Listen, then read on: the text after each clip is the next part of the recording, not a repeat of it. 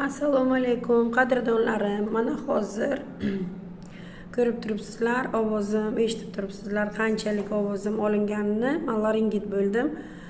Hozir menga aktivator apparatini protsedurasini taklif qilishdi. Hozir shuni qilib ko'rmoqchimiz. Qani? Sizlar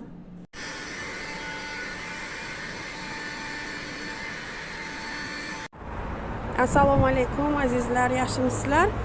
Mana men so'z berganimdek, bu mana ikkinchi videom.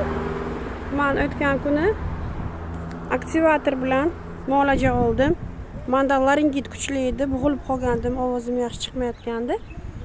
Bitta protseduradan keyin 3 soat, 4 soatdan keyin mana ovozim ochildi. Shu bilan laringit meni bezovta qilgani yo'q. Va ayniqsa ilgari laringit bo'lsam bir haftaga cho'zilib ozgina